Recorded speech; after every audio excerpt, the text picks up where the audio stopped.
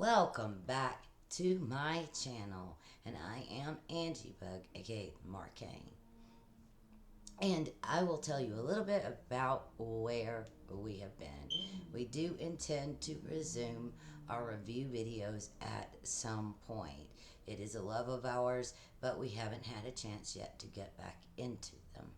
One, Lue Lyron has been busy working more hours at the job that we have outside the home so that we can make the money enough to record our mini album, which we have completed, I believe, the recording process. And now we are on to the second step, making sure we have the license for the music that we had purchased. Make the proper license so that we can get paid and they can get paid, making sure that we have the copyright for all our lyrics and everything. We're still working on that, and when we get that done, we will let you know.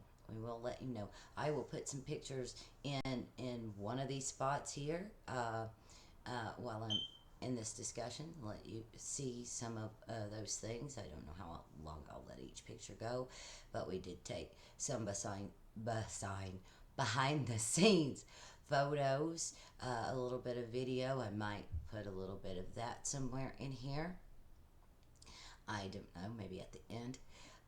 But I really, my biggest goal was trying to live in the 5D and enjoy every step of the process, because before, when I had ever imagined this process was very intimidating to me, this recording process. And so when we were looking for the people to record us, I was always, is this or better, depending on like the way they from the way they treated my call. If you know, I had one place where that they didn't even get to us in time. Anyway, that's neither here nor there. It was like, if this or better, we'll get this, either get this one or we'll find something better, and we did it. It's fairly close, so we can Uber, Lyft. We use Lyft there and back pretty quickly and easily, and we also it's very homey. It's really nice. There are horses out there. The first day we went to record recently, we had 3 days or 2 days that we recorded 5 hours. We'd already had one song completed, so we went and the first day we were met by some dogs, and they were sort of like our gang, and they were our escort, and they followed us up there. I think it's behind the house of the person that does the recording. So it's a really nice place. There are horses. It's beautiful out there. So we went and we recorded for on October the 1st for 2 hours, and on October the 2nd, my birthday, we recorded for 3 hours, and that was my birthday gift. I gave it. Whoops, sorry if I touched the mic. I gave it to myself and my partner, because that is what I wanted to do for my birthday. In particular, I wanted to be actually in the process of recording one of our songs for my birthday, and that is what I got this year. So happy birthday to me. And that was on October 2nd. And we have been making sure that we have everything we need in order, and the money for the process, the license, and we need to open up our Patreon, so in case people want to help us with this process and getting it done, and then getting like booked and getting our product out there, that would be much appreciated. And I will make sure that I do link a Patreon if I get this done before I actually get the video out there, or I will link it soon within my body description, and do a video on the fact that it is done. And now you can help if you want, and probably they'll want me to do something else, like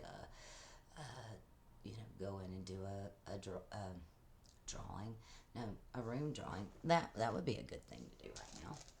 Maybe it'll help me decide what story to tell. I thought about a spooky, scary story, since it is Halloween, and I've been touched all my life, or at least a good portion of my life. There has been some phenomena, I would say. Mostly, I've dealt with, spiritual aspect of myself and the phenomena who I am. Um, the guys, breakthrough. That's a beautiful one. So we will try to learn something new about ourselves every single day. Breakthrough. So let's see. I wonder what story they want to tell. I think I will first tell you my dealings with actual phenomena. I haven't had a ton of phenomena in my life, but I did live in a haunted house. When I think the time I was 12, we moved to this house at 227 North Marble Street in Rockmart. And later I learned, which is an aside, that it was a very old house and there was nothing else around. They had a picture of it, and it seemed like it was only one or two rooms at the time. It ended up being like a three-bedroom house, or at least we made it a three-bedroom house. And there was a kitchen and a living room and one bathroom. That was for as many people as we had. That kind of sucked, um, but it was haunted, and I didn't feel menaced there. You know, I never felt menaced at that house. Not well. There's one incident, and I'll explain that after I explain the phenomena. But I don't really. I'm not certain it was the ghost that inhabit the house. I'm not certain what that one was. But there was always been ghosts. My mom felt it. She was the first, and She said it felt like a comforting hand. She would like to imagine it was my sister. Now I know the ghost that it was, and he's a very very nice individual who is no longer in the house. He doesn't reside there anymore. Um, but he was very nice, very gentle. Ghost, which I learned about later, much later, when I was doing what the angels called my past life remembrances. Um, but the ghost, the house was very haunted. It was old, and I do believe that all of the people who died near there on that land within a certain mile radius, at a certain point, were attracted to that house. So they didn't have to die in the house. The Alex Andrew is what he called himself. Um, he said that he was actually not from the area. He imagined he was picked up by a tornado and spun around and around and thrown a couple hundred miles or so from where he actually resided. But he said that the house was a lot like a beacon when I later talked to him. But it was always haunted, and we really learned that it was haunted. We were, from the time I was 6 to the time I was 16, we were big into going to church a lot. We would go basically every time the door was open in our small community, Sini, or that was my Sini Baptist, and then my father pastored for a little while. But every time the church doors were open, we did a lot of singings and so forth. We did a whole lot of Christian stuff, Christianity, when I was growing up. There was one point we couldn't even wear shorts as girls because of the tenants. I mean, no, they did draw back on that, and because by the time I was 16, we kind of stopped going to church. We kind of left it in a hole as a family. My brother was no longer living with us, so he didn't go. Well, I don't know if he went, but he definitely didn't go with us. So by the time, uh, but like during while we were in the midst of it, we moved into this house when I was 12 from my grandparents' house, and it was haunted. My mom felt the touch. And then we really became pronounced when my father started pastoring, because the trip was like 45 minutes up to Villarica, where the church was, like a 45-minute trip up and a 45-minute trip back. And then there was the hours of church, so there was quite a lot of time, and we didn't have air conditioning. We had fans, and we had fans in every room, sometimes two in a room, because it was hot and humid, and muggy in the summer. So, fans were our only respite. But we were broke, so we were trying to be pretty conservative about our light usage and our fan usage and everything. But we would all turn off our own fan. Like the girls in the bedroom would turn off theirs. My Bubba would turn off his in his bedroom. And then my mom and dad would turn off theirs, and then we would make sure the living room and the kitchen ones were off, right? But we'd come home and they would be on, a random one or two. And, you could say, okay, we forgot. But this happened every Sunday. There would be some fan on, and we knew that that wasn't the case. We didn't like being yelled at by my dad. So we would check the fans, and they would be on. And so we finally just, after a few weeks, we were like, it's the ghost. It's not us. We checked the fans, Dad. And he didn't believe, and he finally got so pissed off, he was like, well, fine. It's going to be my job. I will check the fans every Sunday when we leave the house. I will make sure they're off. And I don't know if it was 2 or 3 weeks it took to convince him. But, he checked and they were off. And then he came back and a couple were on. And he's like, well, I didn't do it. And I don't know if it took 2 or 3 weeks to convince him. But the last week, and that's the last time we have any real big phenomena anyway. The last week was, we came back on. And every single fan in the house was on.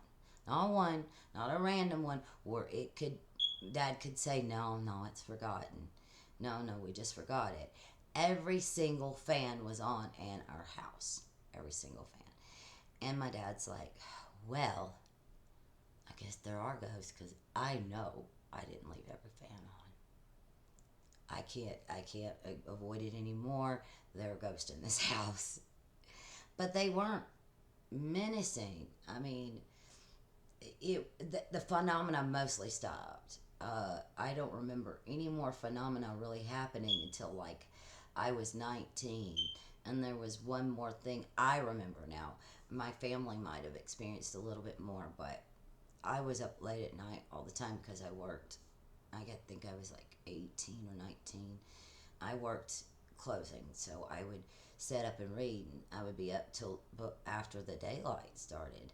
And this was in the morning, and my father had turned on the weather. He liked watching the Weather Channel, so he had turned on the Weather Channel before he went to work. And then, so I was like, well, I'm going to cut this off. So I went and I went to cut this off, to cut it off. And this was I'm a short girl. It was a pretty good ways away, 10 feet, 12 feet, it was on the other side. There was, on one wall, was the couch I was sitting on, and it was almost all the way on the other side on the other wall. And the TV was on, and I guess it was about 10 feet. And I went and I cut it off. And I came back to, and now I didn't rush around. I was a pretty, conservative when I moved. Not like when I was at home anyway. At work I could bust it, but so I was lazily reading as I went, cut off the TV, and then I turned back, walked all the way back to the couch reading, turned around to sit down, put my foot up under me the way I always kind of would flop down with my, one foot folded up under on the couch itself, the way I always sat. Right now, you should see this mess here. I'm short. And then this is low to the ground, and to get the angle and to get me actually seen as more than just a little head, I did some adjusting, and I'm sitting on a couple of pillows. I can't help it. I was born 4'10", well, not born 4'10" and a half. I was born with a short gene. I'm 4'10" and a half. I've been 4'10" and a half since I was 11, I guess. Something like that. So, anyway, I turned back around to put my foot up under me and sit down. And I don't know how long it took, but it wasn't instantaneous. And the TV flipped back on. as soon as I sat down. And I'm like, what? And I walked up to the TV and I said, and I think this is what we had begun saying anyway, just to deal with it. I said I wanted it off. I said I wanted it off. And I cut it back off and I sat down and it didn't again. Now, there was one menacing time I kind of felt menaced. I'm not certain because can't tell if it was just because I scared myself or whether it was some entity that wasn't meaning good. In the house. It wasn't in the house though. I was sitting with my back to, we had a slough. There was their house, and then there was this little, what we called the slough. It was just this little pathway of water, not even big enough to call it a stream or lake really. And it ran up under the railroad tracks that were like up, a little bit up. Because I remember one of our friends threatened to jump off throw herself off of that. I'm sure she might have sprained her ankle, but she wasn't going to jump. There really usually wasn't that much water in that slough unless it really just was a heavy downpour and was in the middle of that. There wasn't usually that much water in it. It wasn't like a dangerous place. But it was more dangerous for maybe snakes. But there was our house, and then there was a little bit of land with an old tree. Oh man, we lost that in a blizzard that came in 1993 that Georgia just can't handle. And the tree was extremely old. We don't know, but it was probably one of them there during that time. It was old. And it fell down because it was just too much for it to handle. It came down, and it was bizarre because you could hear it go, great, boom. But anyway, there was the slough. And it came down moments after my sister saved these kids because the blizzard, it just couldn't handle the blizzard. I really don't know how old it was, but it was gone. Then there was the slough with all the little bit of water and some rocks. We often think of you could actually cross it if it wasn't too full of weeds and stuff. And then right beside that was it. I think it had used to be a gas station because there seemed to be like the structures for old pumps, but it was mostly just a place they changed oil, tire change, a mechanic's place. So we had this, and one night or early morning, it wasn't yet light, but it was sometime between midnight and whenever. I get off and I probably got home about midnight. And they closed maybe at 10, and then you have to do all the floors and everything. But maybe it was around midnight, I don't know. But it was dark outside, and no one else was up. My Dixie, I guess, had either not come home, either went to a friend's house, which she did a lot, or she went to bed and just read in the bedroom or whatever. No, my brother had moved out already, so my older sister was in the last room, so she could be reading in her bedroom. I couldn't read in my, well, I could, but I didn't want to disturb my baby sister who was still sleeping in that bedroom, and she had to school and stuff. So I was sitting there, and my mom was in bed, my dad was either gone or in bed. I don't remember if he worked a night shift or if he was in bed. There was times when he did things overnight, like when he worked at the sheriff's office. So I don't know if, I can't remember. So but I do remember I was sitting there on the couch, which was right behind us was the window, and then the yard, the old tree and the slough. The old tree was probably already gone at the time, but it might not have been. And on that side, my dad kept his gas can. And anyway, one night I was up reading, and I swear I felt like someone was right out, like at the window, like right at the window, staring at me. And I knew that no one was there. I knew if I would look, that there would be no one there. It's like, okay, is this really a being, or is this me freaking myself out? I knew the difference by then because I used to use horror movies to freak myself out all the time. So I knew the difference in the feeling in me. And it's like, well, it may be a being, but I can't tell if it means harm or foul, right? If it means harm or foul. But it was outside my house. And of course, I was never stupid enough that I wouldn't have gone out to confront it. But I did eventually because it just, feeling like you're watched and stuff.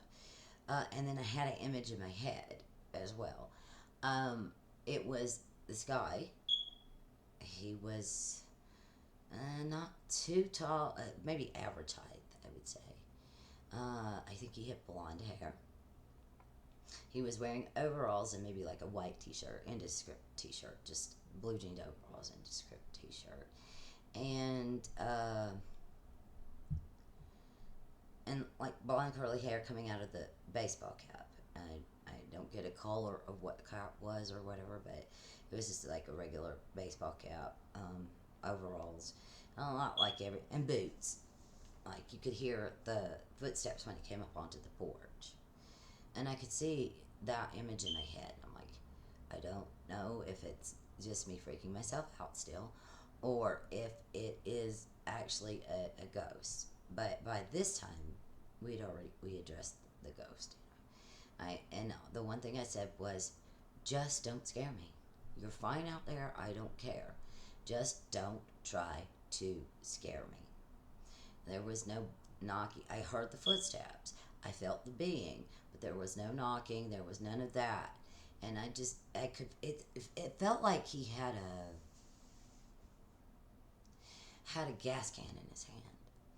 And the other day when I was thinking about it, yesterday I think it was, I was like, I wonder if was a ghost attached to that place. Like, not that someone died there, but what if someone worked there and passed on later, right? But worked there for quite some time, and that's just one of the things that they revisit, is working there. And I don't know. Maybe they were, who knows? But they didn't seem to mean ill intent. They didn't do anything to scare me when I asked them to. And then I finally got freaked out enough by feeling the presence. I turned around and looked, and it was nothing there, of course. And then the presence was gone. And so I don't know that it was an evil entity, because I didn't actually get that sense. I didn't feel the need to run away, I don't think. Because I'll freak myself out and up and run, Like my sister, her and her wife have these glass windows that look out to their backyard.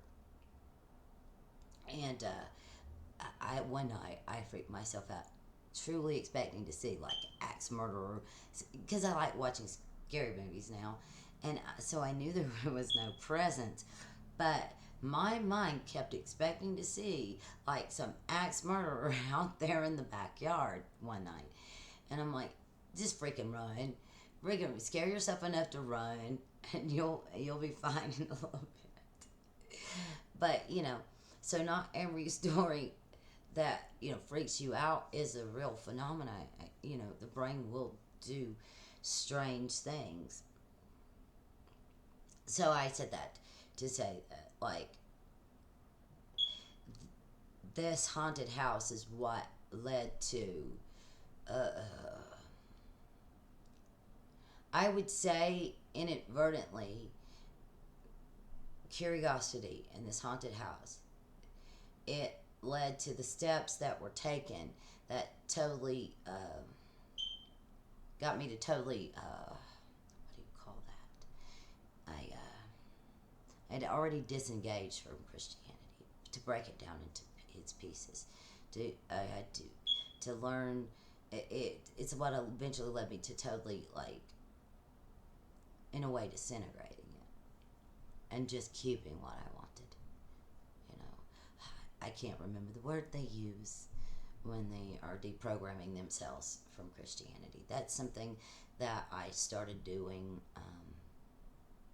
we left the church, but I didn't really spend wholeheartedly thinking that I needed to deprogram myself. There were a couple of things I wanted to change. I didn't want to be judgmental, and I felt like at least the church I went to and the things that they taught and the things that I felt from them and saw from them taught me to be judgmental, not only about myself, but about other people.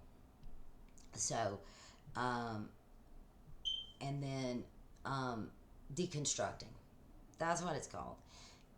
And I just wanted to find like the loving God because I didn't feel like it fit.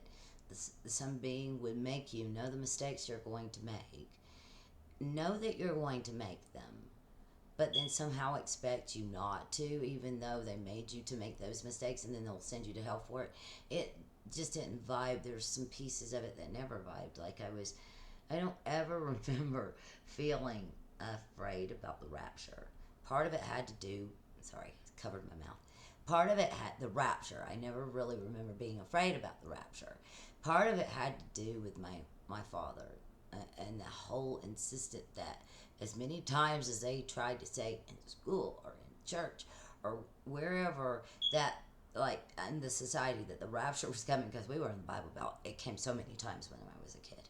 So when this rapture hit this time, I was unfazed. I've lived through quite a few of them.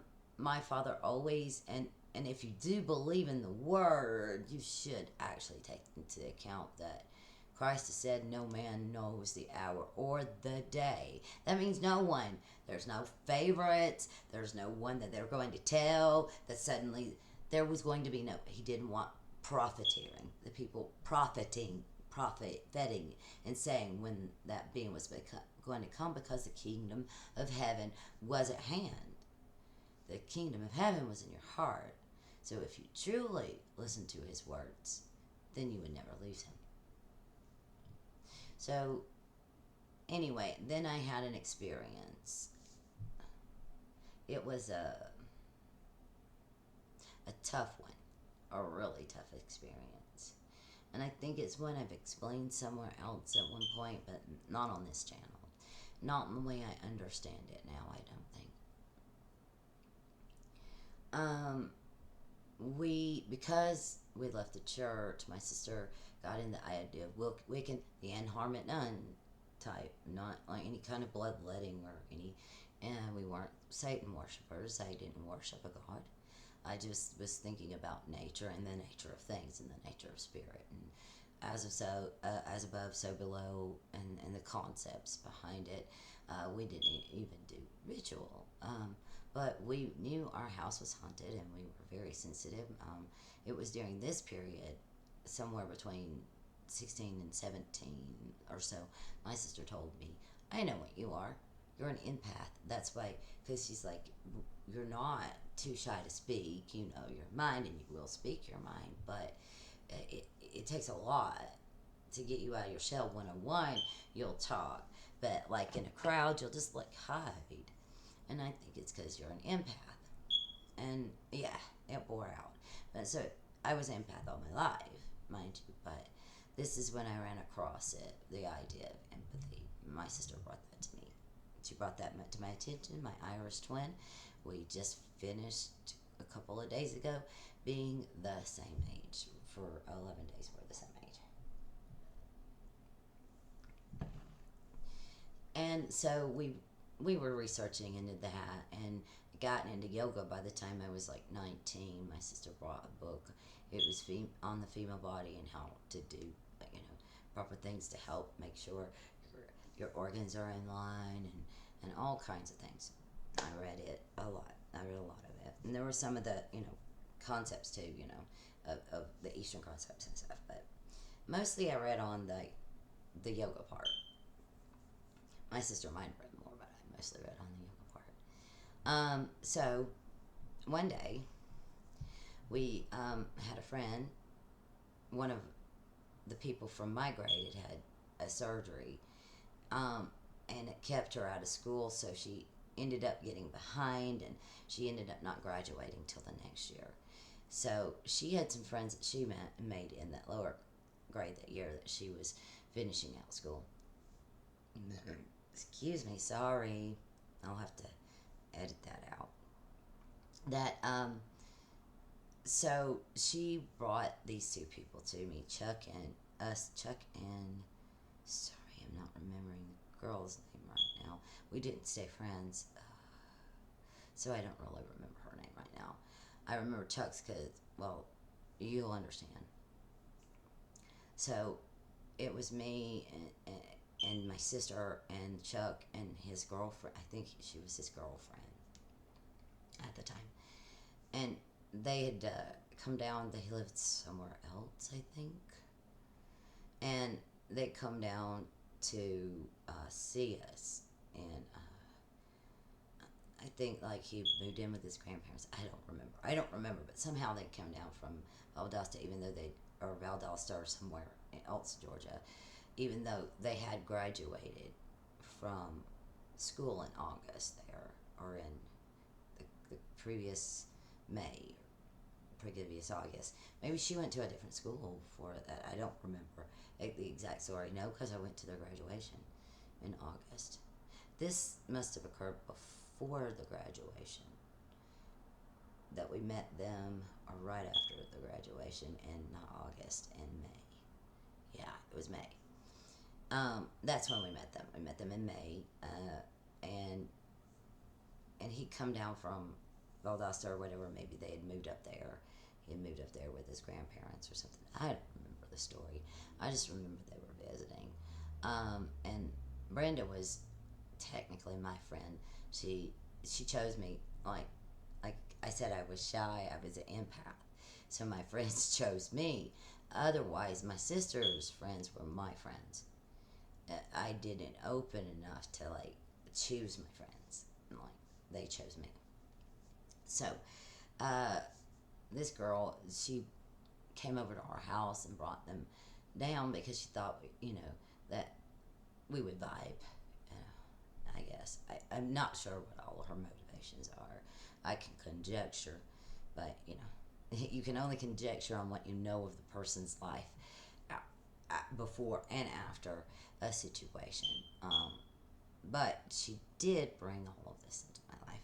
That is a for surety. She re-upped on it.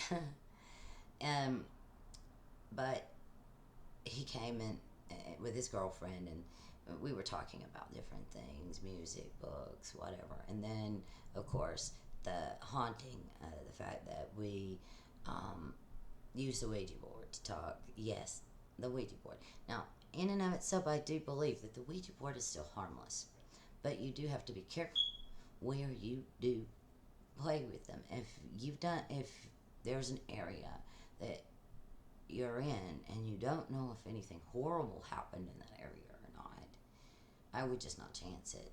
I wouldn't take the chance. Me, I don't need to. I can communicate with any dead person I pretty much want to, I'm certain. So I don't have a reason, because, here is where my Ouija board, here's where I get my information. Well, it's really here, but here's what translates what I'm feeling from each being. It's like a sound because, well, first I was an empath. I felt everyone's feelings. And the weirdest thing is, and I don't know that every empath does it, but you're feeling it like it's your own feeling. You're actually putting yourself in their position. You feel like it's your own feeling. And it's really difficult for a child, well, it took a long time. I mean, even up until I moved here and told Meredith and Jess what I wanted to stretch or extend. I'd been bottling up my empathy and wanted to extend it as far as I could. That's a whole nother bottle of wax, and I think all of the keys that led to me understanding the change, me being open to the angels who later spoke.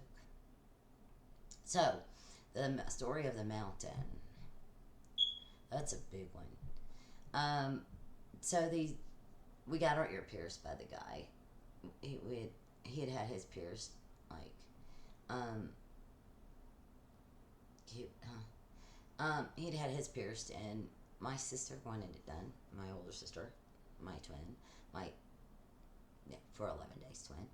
And, she had this, it was weird. She has a high threshold of pain, yet she always wanted me to try to do stuff first to tell her if it hurt. And I did not have she has a she has extremely low threshold of pain.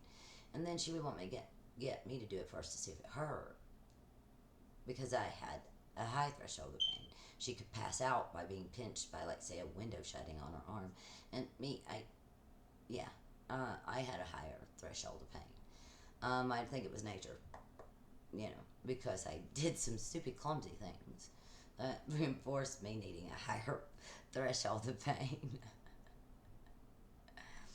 um, so, anyway, she wanted me to get it done to see if it hurt. And of course, it didn't really hurt me, but it did hurt her. And I'm 19 at the time.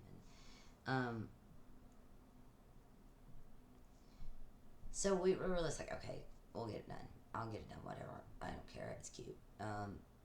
We don't see anybody around here with that. And there was a reason. I didn't know at the time there was a reason, but there was a reason. And that was something that I found out, actually, during the remembrances. But anyway, so this guy wanted to, for some reason, see, I didn't pay a lot of it. I let my sister make plans, whatever. And a lot of times I don't even know what I was doing in my head. I was in my head doing stuff or whatever. And so this guy, Chuck, he wanted to go up onto this mountain, and he wanted to talk to some spirits there with the spirit board and whatever. And since, we'd gotten a hold of some trickster spirits, liar spirits, but never anything that I was scared of. I mean, honestly, to be honest, it all felt like these trying to scare you beings, and nothing really. Definitely not in our house, because there was just not, that wasn't going on. We never contacted anything we felt like was a demon or anything about like that, let anything loose or anything like that. Excuse me, sorry. As one of the YouTubers I hear say, confirmation burp. But we went to this mountain, and I was pretty excited. I felt a little nervous, I guess, but I got so used to, like, feeling like not wanting to go do anything, just to try to protect, like, my emotions, because I didn't like confrontations. So I would just kind of stay in to protect myself, my emotions. But I thought, why not? We'll go up to the mountain. We'll enjoy the scenery. It'll be nice and cool up there. The leaves will be changing color, because it's about sometime in August when we ended up going to do it. We made the plans, but it was some kind of time in August. So we got these done. It hurt my sister. It didn't hurt me. And then, so we went up to the mountain. He came in August sometime, mid to late August. And so we started the Ouija. First, we started at this place where it really was beautiful. I swear, the scenery was gorgeous. The leaves were changing colors. It was just amazing. But then he wanted to go further down into the mountain, where there was a place where cars could park, and there was a little bit of gravel. Like, okay, we'll go do that. It was more surrounded by woods and such. Like, okay, we'll go do that. So we did that, and we found a place right at the edge of the woods on one side to sit down. And we sat in the gravel there on the edge of the woods. We were in our shorts, it was still that warm. But it was slightly cool to the leg. So, especially as night was falling. And night was starting to fall, well, as we were starting our thing. Well, right before. It was like an hour before dusk, maybe, when we started. And it started simply enough, the way it always does. Any spirits here, we got a hold of some spirits that maybe one of them was a spirit of the board, even though we bought it brand new. So, but he seemed more attached. This spirit was actually more attached to Brenda than he was to us. He called himself Walrus. He said he wanted her because she wasn't saved. She hadn't been Christian. Okay, so he said he wanted her and all of that. But I just always took it as like, trying to scare her spirit. I wasn't too concerned. I'm still not too concerned from her actual light. But her life did turn out rather messed up, I think. But I don't know what she's doing now. She's out of jail. But anyway, we got there and they were asking these questions and they all seemed to knock you us at first. And then we got over this one spirit. Not seven. NZ. Later, I've talked to the spirit, but it was a spirit who began warning us. She basically told Chuck, I can't remember in so many words, that they couldn't tell him anything, and we needed to leave. So he it's like, okay, well, since you don't know anything, I want to go and touch this stream. So he left. And the whole time, like, it was starting to get agitated and feel very negative there. Like, the spirits was telling us to leave, that we needed to leave. They had started giving that message about, like, 15 minutes before he went, maybe. And I was starting to feel a little sick to my stomach. So he asked permission. My sister was being the link to the board. He asked permission through Dixie if he could leave, and I did the same because I was sick to my stomach and I wanted to get up. Maybe I'd done the same for that before. I can't remember, but it was sometime around the same time. And when I went to put my hand up under my leg, and one behind me to help me up from my seated position, cross-legged on the gravel. Well, the gravel underneath my leg was hot, like burned my hand hot, which at the time I didn't take that much time to notice, but it was. And then the gravel behind me was cool. Now, I have some body heat, but it wasn't like body heat. It was like it was the heat from the ground up, like coming up from the ground, like heat coming up from the ground. But at the time, I was so nauseous, I didn't pay it that much. Never mind, it was just one of the surrounding elements of what I felt was this heavy, angry, scared feeling in the air. And then Chuck had left, and my sister was, okay, we need to get off the board, because all NZ would say is that you need to leave. And then she said, they're coming. You need to leave. We're like, okay, so go to the goodbye. And my sister gets up. She went to goodbye. It was on the thing. She gets up. And in the time it took her to get up, the cursor flew off the board by itself. So we grab Brenda and Chuck's girlfriend.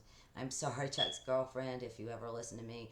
I'm sorry, I just don't remember your name, because we didn't stay in contact. And Chuck's girlfriend and Brenda and Rona, I think her name was Rona, I did remember it. We all were scrambling. That we didn't clear it again, but we grabbed the board and we put it in the trunk of the car. And we were already jumping in when Chuck comes running up. Now, I'll tell you what I perceived at the time, and then I will tell you what I remembered seeing during the remembrances. What I perceived at the time, before Chuck was running up, what I perceived at the time was I was nauseous. There was this fear, and then I could hear feet. It sounded like, to me, at the time, thousands of tiny feet, like bunches of rats or something. But it was all surrounding us, and the whole goddamn woods was full of that sound. And my sister told me afterwards she saw red eyes. I didn't remember that at the time. I did see, but I don't think I saw the eyes there. And I didn't remember what I saw later until the remembrances. So, so we jumped in the car, and we'd heard the feet. My sister had seen the eyes. She's sitting in the one side of the back seat with me. I'm sitting in the middle. Brenda, whose car it was, she was sitting in the front seat, and then Rona was beside her in the front seat. So Chuck comes running up, and he opens the door and jumps in the car, shuts the door, and I'm not paying much attention. Again, I'm nauseous. I got my foot to try to feel better. I've been doing yoga, so it was soothing it, up on the roof of the dash to make myself feel better, because I was feeling so nauseous. Then I'll tell you what I did see that I remembered later, because it's here where I really saw it, except for a vision, and I'll talk about that vision later. But okay, so I'm up. We're in the car, and I hear something thunk on the back of the trunk. I could hear it. I turned around, and there were these beings. Yeah, I guess at the time, what they called them. We called them voyants, Cecil and I. But they were these beings, and they were shaped much like this. They had arms and legs. Let's see if I can get a representation. They were kind of, you could say humanesque, or they were more like, I don't know, little animals or something. But they were shadow, like that. Their eyes were red, glowy red. But it was like there's spikes up in the shadow of them, and the hands were the same way. It was shadow, but there was like triangular looking shapes. I don't know how many fingers, 4, maybe 5. I don't know, because I wasn't trying to look at them that hard. But they weren't solid. It was almost as if I'd taken this and just scribbled like that and not filled out whatever it was that was drawn. Like so. And there were 2 of them on the trunk. And then I heard a thunk on the top. I couldn't see anything, and there didn't seem to be any damage. It wasn't like they used any weight to damage the thing. But you heard it, and it was there. And then I turned to look on the front, the hood of the car, and there was one there. Spalled out, and these were big. And Brenda, she didn't seem to take notice. My sister didn't take notice. But she cranked the car, and it didn't start. Cranked it again, didn't start. The 3rd time, she got it to crank. And the one on the hood went flying off as she was racing down this curvy mountain. And I looked over at Chuck, the guy who had brought us here, and he's looking at me, and I've still got my leg up here trying to soothe my nausea. And he goes, "What, are you okay?" And I said, "I'm nauseous." And I turned to look at him as I was saying that. And he said, that's to be expected the first time. And this is the way I'm looking, sorry, at him. And he said, that's to be expected from the first time you're dealing with demons. Which didn't register. What the fuck does that mean? I didn't actually believe in demons. And then I looked at him, and it was like he had one in him. You could see it like sharing his face. And then, for me, it gets a little weird and hazy. We were making our way down. I could see them. Some of them were really small, just chasing us, just giving mad chase as we were making our way down. And then there's this memory, and I think I started having it through dream in college, but the memory's solid. I started remembering it in college, but the remembrance has helped me remember it more. I could see the car because when I'm having my visions, I'm usually in two people. I'm usually me, and I can feel everything, and then I'm a third person that sort of understands the whole tableau, meaning that I understand the feelings of each individual in there. So I'm um I'm there in the road. The car stopped, like time is stopped, not just the car, like time is stopped, and there's this big light coming down, and me and Merlin Mearden are in the road, and we're in this beautiful circle, but we didn't really need it. And then there was this light, just beautiful light coming down, and this ebony skinned angel, uh, just gorgeous ebony skinned angel, and she's talking to me, and that I had remembered, but in the remembrances, what was being said was that they could avoid some of the things that would happen. She could close it off so they couldn't find me because they were now after me. I didn't know that, and I didn't know what she meant, but that they are now like a dog on a bone, on a scent, and they wanted me now, and that she could make that stop, but that she would have to close up all my powers that I had been developing with my empathy, everything that she would just have to close it off, and she didn't know if she locked that up if I would be able to achieve opening it again. And I feel like, I don't remember them all, but I feel like that she showed me like everything that would happen if she closed it off for the rest of my life, and how the path that we go, and everything that would happen to me if I did it. If I said, okay, well, I will accept this, and I will figure out how to deal with it. So I must have wanted whatever it was she got. I must have wanted whatever it was that I got. One of the main things I could think for myself would be my relationship with Lou. That would be a deal breaker. I'd go through anything to experience the kind of unity I experienced with him. You know, so yeah, that's one of the things. And perhaps I also knew about talking to the angels and all of that, and I wanted all of that.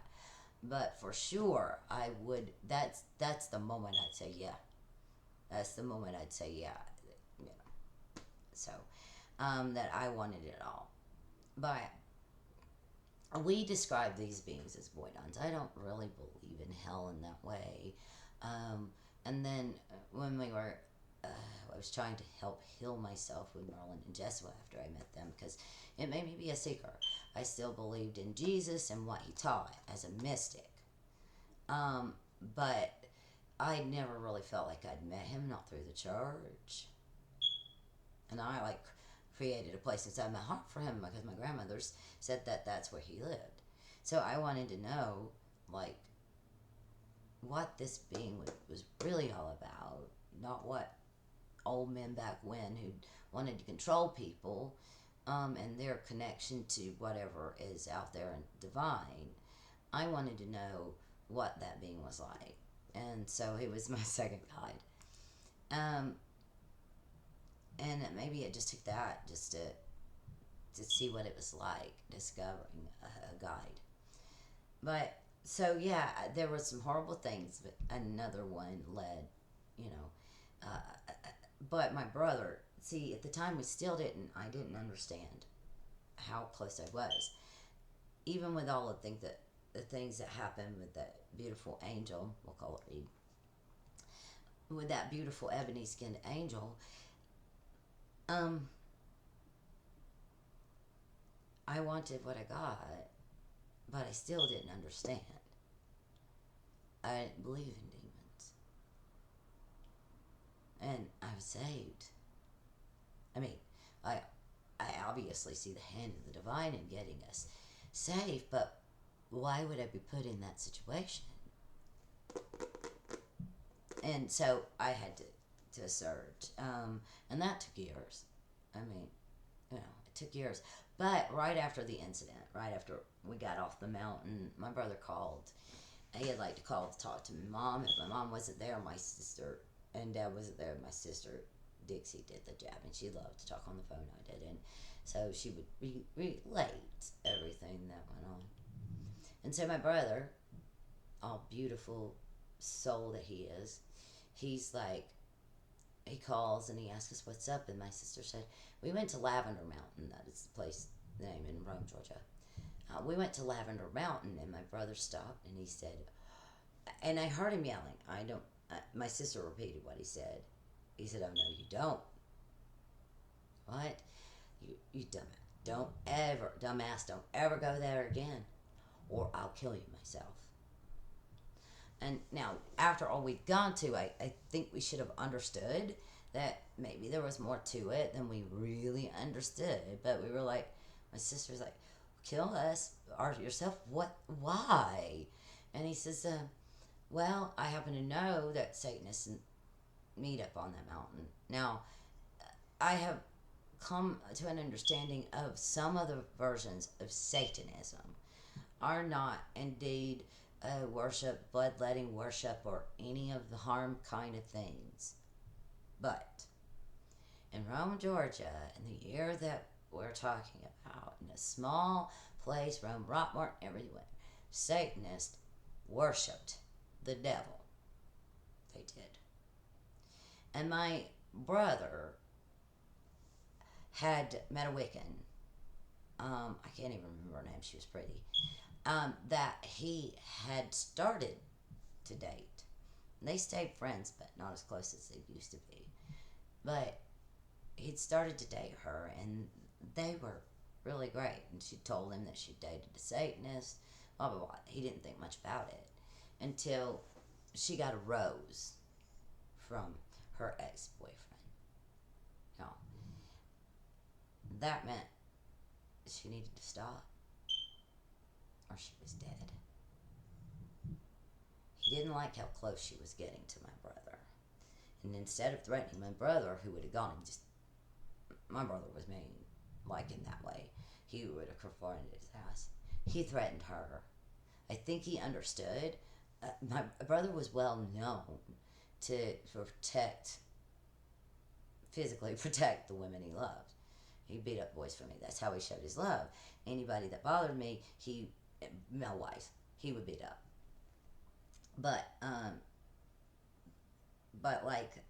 So he pulled back. He's like, I'm not going to let them threaten your life because I'm dating you. So they stayed friends, but they couldn't be as close as they were. So that's how he knew that they met up on the mountain, because when she was telling him about her boyfriend and everything, she told him about them meeting up on the mountain. But yeah, they were Satan worshippers. There was blood sacrifice on that mountain. I am certain. It's what caused those things. Cecil, Lue Lyron and I call them voidons, because they're void of any emotions other than anger, hate, pain, all the negative, the darker emotions. Because the one thing that I felt when I looked at those first two on the back, they wanted to eat my soul. That is what I felt. They wanted to eat my soul. They wanted to dredge up darkness within me to eat. The pain, the fear. They wanted to eat that. That's how they grow, they survive. Because they are pockets of nastiness created by nastiness, by trauma, and such. And, these particular Satan knew how to bring along the traumas to make those things. And they would direct them and such. But I don't really fault the beings themselves. They're not thoughtful. Ones could get, I suppose, big enough to seem like they have a will of their own, but they're only speaking the collective will of the Satanists that are controlling them. So uh, they don't truly have minds or will of their own. They have a need to eat the negative shit, and uh, they just need a change in diet. Because they can't feed off me. I don't really have that to give. I have light, I have love. But the one thing they did say about how they later got back and how they were able to get to me, and the things that kind of happened in my life that were affected by this thing back there, why it wasn't done by many people, it was a brand. This is what the angels discovered. Well, not just the angels, it was a connection with my past life. But we also figured out it was their branding calling card. This is how any other Satanist knew that I was someone that they had chosen. I don't think they were trying to kill me. They didn't want that. They wanted me to join them, I'm certain. My sister as well. But we didn't truck with that sort of stuff. And it harmed none. And I wasn't into the idea of really worshipping anything anyway. Doing that kind of ritual where he just, like, worships something. Especially something so negative. And there was no way I was going to do blood sacrifices. No way. No way. No way. Couldn't do that. I can stomach the sight of blood. I can give phoresis, but I ain't. Look, I would have been vegan. If I had to kill my own meat, I would be completely not doing it. I could see myself maybe getting the cheese, but if it were up to me to kill them, I wouldn't. I couldn't do it. I just couldn't. That's just me. It's not about. I just can't. Um, this the blood. I think. Huh? Because I'm a meat eater. Um, but for my health, it's best for me to eat meat. If I were only to subsist on the things that I like that are vegan, I would starve to death. I wouldn't get the nutrients I need. My iron stays up now that I've been eating beef fairly regularly. Um, I go from pork to beef to chicken, or pork to beef to chicken, turkey. I eat the range, and I eat fish. But for me, having been a past anorexic, I need to make sure that I get the kind of nourishment I need, and I wasn't getting enough when I was doing just the vegan thing. So now, but I respect people who do that. I do. They're beautiful. I hope they get enough in their system, that they can find enough things that they actually like, variety wise, to get them things that they need health wise, and enough calories in their body. It's just it's not me. I can't do it. I need to keep my balanced diet that I'm at my healthiest weight. I need to tone, but I'm at my healthiest weight, and it's been fairly stable since I gained enough from the anorexia. Anyway, I think that does complete this story time at 1 hour and 3 minutes. You've now learned about my dealings with the Satan. You've heard about my ghost in my house and my dealings with the Satanist, or the things that they did on the mountain, the things that they left on that mountain in Rome, Georgia. So I had a great time telling this story. Looking back, the first time when I was going through the remembrances, it was fairly scary. Now I could see it without any fear. It's just kind of a fact. Anyway, I love you guys, and I hope you enjoyed my spooky ooky story. And remember, guys, to look at integratedsoul.com. If you waited this long, and I'll probably, in the beginning of the video, give you a chance to like and subscribe and comment. Tell me, have you ever had a choice and that you needed to make, and you chose the scarier one? because that's what I feel like I was given by that angel. As I had a choice, I could take the least scary one. Excuse me. The least scary path or the scarier path. I wanted what was down the scarier path. I wanted what was down the scarier path, so I chose it. So tell me, did you ever choose the scarier path because you wanted what was down that path? Let me know in the comments. Or any spooky stories you would like to tell, or I would gladly read out a spooky story if you felt like that you yourself did not want to do it. Because I actually like doing this and talking to the computer, and I don't always to the computer talking to you guys, but I don't always have something that I feel like I need to say, and if I don't, I usually don't say anything. Keep a lookout for my next whatever the angels want me to do. Well, I will try to let you know when the whole album's out. You can go to Bandcamp, Integrated Soul, and you can get Miss America.